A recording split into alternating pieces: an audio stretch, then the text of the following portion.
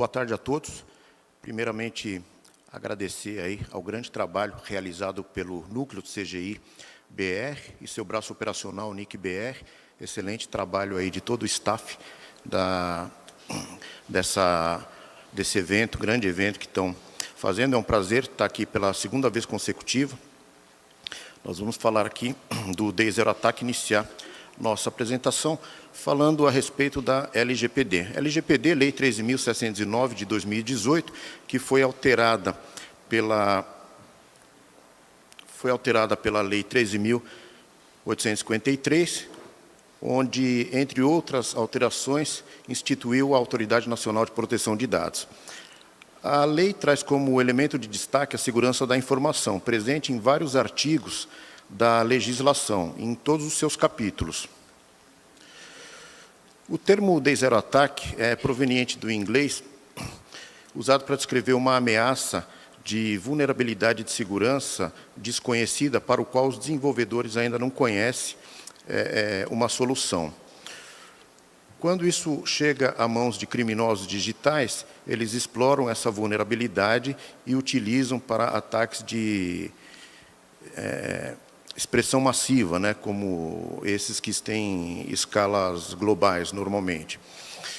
Quando você recebe, por exemplo, aquelas atualizações do Windows, que ele precisa atualizar o sistema, isso normalmente é oriundo de uma vulnerabilidade já conhecida em que o desenvolvedor pretende colocar mais segurança no seu sistema operacional. Quando a gente pensa no Day Zero Attack, no contexto da Lei Geral de Proteção de Dados, a gente precisa compreender que um evento danoso envolvendo dados pessoais só vai ocorrer se um incidente de segurança, né, ou seja, uma violação da política de segurança, acontecer dentro das corporações. Quando a gente leva o contexto para os incidentes de segurança, é importante compreender a linha temporal de um incidente, o que ocorre antes, o que ocorre durante e o que ocorre depois. Antes do incidente de segurança, as empresas têm a oportunidade de trabalhar no nível tático e operacional, na construção de políticas e processos que deem sustentação para iniciativas que vão ser desenhadas no nível operacional de forma a dar uma melhor condição da empresa para tratar um incidente de segurança. Quando o incidente de segurança efetivamente ocorre, ou um Day Zero Attack, a empresa, se fez a lição de casa adequadamente, vai ter condições de responder de forma eficaz a este incidente. Ou, caso não tenha feito a lição de casa adequadamente, pode potencializar problemas até simples de se resolver do ponto de vista da segurança. Depois de um incidente de segurança, é importante revisitar o que aconteceu, porque se houve uma violação da política de segurança, significa que há lições a serem aprendidas.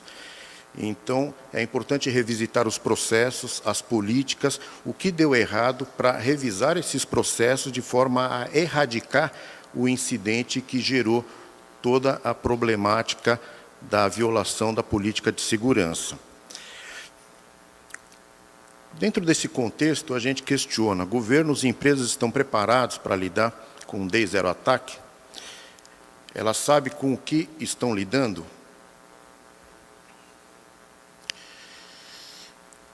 Parte do nosso trabalho na consultoria com empresas está também a investigação de ameaças que vão emergir da Deep Web, né? E, nesse contexto, a gente encontra ferramentas sendo construídas com poderosíssimo e sofisticado métodos de injeção, como as próximas famílias de ransomware que estão por vir, como pacotes que constroem QR Code, como esses que estão nos nossos crachás, que, além de executar o código para o qual ele foi projetado, ele também injeta um payload, né, ou seja, um código malicioso, no dispositivo de quem o escanear, espalhando vários spyware com o objetivo de roubar senhas, informações sensíveis de cartões de crédito e todos os outros dados que estão armazenados nos dispositivos.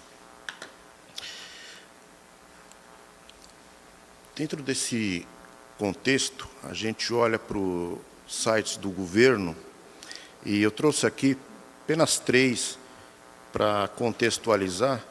Esse ano, várias ocorrências já ocorreram em sites de governo relacionados à segurança, ocasionando exposição dos dados. E o que mais me chamou a atenção foi o caso do vazamento da ADEPOL do Rio de Janeiro. Então, vocês imaginam hoje, no contexto da criminalidade do Rio de Janeiro, ter os oficiais da polícia terem seus dados expostos, incluindo o endereço residencial de cada um deles. Qual é o potencial danoso que tem para esses profissionais e para as suas famílias, né? Não só na questão da fraude potencial de seus dados, mas a segurança física desses profissionais. Trouxe aqui também, está viajando na mídia já há um bom tempo, a questão do ministro da Justiça, que teve o seu telefone hackeado, para contextualizar o seguinte: se o criminoso não respeita o ministro da Justiça, o que acha que ele vai fazer quando tiver acesso aos dados nossos ou das empresas, né? Então, o criminoso está aí e não está respeitando ninguém. Estão se sofisticando cada vez mais nos seus métodos de infecção. Ainda falando do governo, daqui a pouco a gente vai falar das empresas, métodos sofisticados de buscas em que eu posso direcionar. Claro que tem que conhecer a ciência de dados dos buscadores, mas a gente pode fazer buscas direcionadas a pessoas, a empresas, a governos, a tipos de dados específicos e ter acesso a dados, por exemplo, pessoais de representantes da administração pública, de testemunhas que assinam documentos para o governo e de documentos que o governo seguramente não gostaria que chegasse às minhas mãos, mas que está aí disponível na internet por falta ou desconhecimento de que há necessidade de revisitar políticas de segurança do governo para que esses dados não estejam expostos.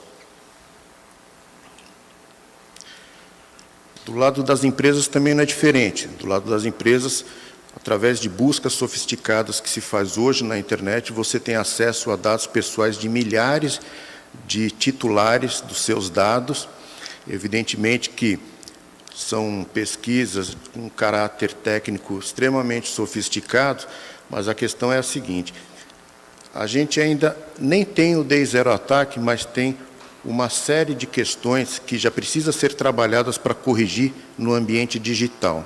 E essa é uma preocupação muito grande, porque quando a gente fala em Day Zero Attack, ainda não ocorreu o Day Zero Attack, mas a gente já tem o cenário exposto como esse no mundo digital. Em relação à navegação com os famosos cookies, as empresas insistem em colocar uma definição de cookie muito genérica. Por exemplo, a informação obtida por esses... Deixa eu fazer vocês acompanhar, senão... A informação obtida por esses cookies serve para analisar padrões de tráfego da web.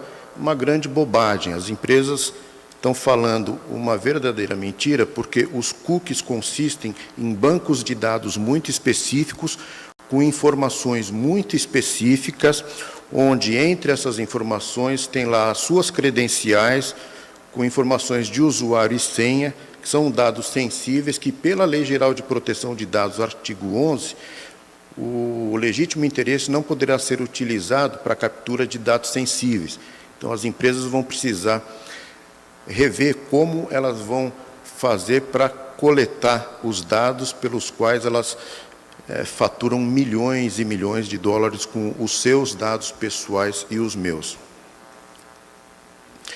A esse respeito dos cookies, no dia 1º de outubro, recentemente, houve um julgado do Tribunal de Justiça da União Europeia dizendo respeito justamente com a utilização dos cookies, né? Então, o julgado diz respeito à transparência do consentimento no uso e na coleta das informações via cookies. A Corte entendeu que o simples fato de ter um checkbox de que este site usa cookies e daquela forma como a gente viu nos slides anteriores, utilizado para melhorar a sua navegação, não é uma informação transparente para o usuário. Os dados estão sendo coletados e estão sendo coletados para alguma finalidade. Então, as empresas precisam começar a se preocupar em trabalhar a transparência de como os dados são coletados dos seus titulares. Esse é um julgado extremamente importante, que seguramente vai trazer reflexos também para o nosso mercado digital. Bem, falando um pouco de ferramentas úteis que pode ser utilizado por usuários para compreender um pouco como funciona a navegação na internet, esse é o exemplo do Lightbeam, é uma extensão para o Firefox.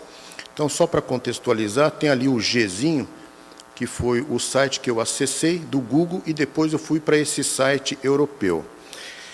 A partir do momento, então, na verdade, eu tive 2 sites que eu me conectei. Quando eu me conectei no segundo site, ele me conectou sem que eu tivesse conhecimento. Na verdade, eu tinha conhecimento, mas os usuários, de forma geral, não têm esse conhecimento. Eu fui conectado a 108 parceiros de serviço deste site. O que vocês acham que esses 108 parceiros estavam fazendo quando conectaram no meu computador? Eles vieram atrás dos dados que estavam armazenados nos cookies, executando scripts com um sofisticado grau de ofuscação de código para tentar deixar o titular cada vez menos informado a respeito do que as empresas estão vindo fazer nos seus computadores. E o governo não está fazendo nada a esse respeito? Não, o governo está trabalhando em várias frentes, em várias iniciativas, como a política de governança digital, o GovData, plataforma de cidadania digital, a estratégia brasileira para a transformação digital, o e-cyber mais recentemente, consulta pública que, salvo engano, há uns 5 dias foi encerrada, e que a consulta é extremamente importante porque diz respeito à iniciativa do governo em procurar preencher uma lacuna do arcabouço normativo nacional, porque é sabido que, no âmbito da segurança cibernética, indivíduos, empresas e toda a sociedade possuem diferentes níveis de maturidade com relação ao que se entende por segurança cibernética. Então, essa iniciativa e várias outras iniciativas do governo é muito importante no sentido de a gente dar a nossa contribuição com a nossa experiência, a nossa expertise, não só de nós, empresas, consultores e prestadores de serviço, mas também o cidadão brasileiro que tem elevado nível de sofisticação de técnicas que pode contribuir também para assegurar que a gente eleve e nivele o nível de maturidade de segurança cibernética entre todos os cidadãos, instituições e empresas. E o que o que o setor está fazendo para contribuir com isso? Bem, com relação às consultas públicas, né, nós temos participado ativamente das consultas públicas, que normalmente convergem para audiências públicas, que tendem, por sua vez, convergir para legislação que é modelada pelas instituições do governo, né? Na literatura, a gente tem contribuído com livros que a gente contribui na sua edição. Esse livro LGPD, Lei Geral de Proteção de Dados, Manual de Implementação, coordenado pela doutora Viviane Maldonado, é um livro que já é recorde de venda sem antes mesmo ter sido lançado e que nós tivemos o esforço de dar a nossa contribuição. O outro braço nosso, da Conformidados, nós procuramos compartilhar com as instituições do governo. As instituições do governo possuem profissionais muito bem preparados e muito bem qualificados e que nós levamos o nosso framework de avaliação dos níveis menos fundamentais até os mais fundamentais para avaliar qual é o nível de maturidade das empresas com relação à segurança cibernética. Por fim, Eu trouxe um cenário para compartilhar com vocês. Uma grande empresa varejista do Brasil teve um projeto de exclusão de dados certificado por uma outra empresa, uma grande empresa de tecnologia, e nós fomos solicitados a fazer perícia nesse serviço, né, nessa solução. A empresa utilizou o padrão DoD, do Departamento de Defesa norte-americano, um dos mais sofisticados e seguro. E já no primeiro dispositivo que nós tivemos acesso, nós conseguimos extrair cerca de 90 gigas de dados em clear text de operações online e de dados pessoais de seus titulares. O que diz isso daí para a gente? As empresas de tecnologia, elas precisam compreender que a tecnologia envolvida na gravação dos dados, ela é muito mais complexa e extensa do que se entende como simplesmente fazer uma gravação e um wipe de um disco rígido, de um dispositivo de armazenamento. Se as empresas não tiverem o conhecimento e a capacitação, né, vamos dizer assim, é até compreensível não ter tanta capacitação, porque a ferramenta que a gente usa, por exemplo, é de uma empresa parceira nossa, que é membro da Interpol. Então, a gente utiliza as melhores ferramentas para a investigação de crimes digitais e para a recuperação de dados que, eventualmente, tenham sido destruídos intencionalmente. Ok, pessoal? Bem, o tema, na verdade, é extremamente extenso, complexo. A gente poderia ficar falando um dia inteiro só de segurança cibernética, que a gente não ia esgotar o tema.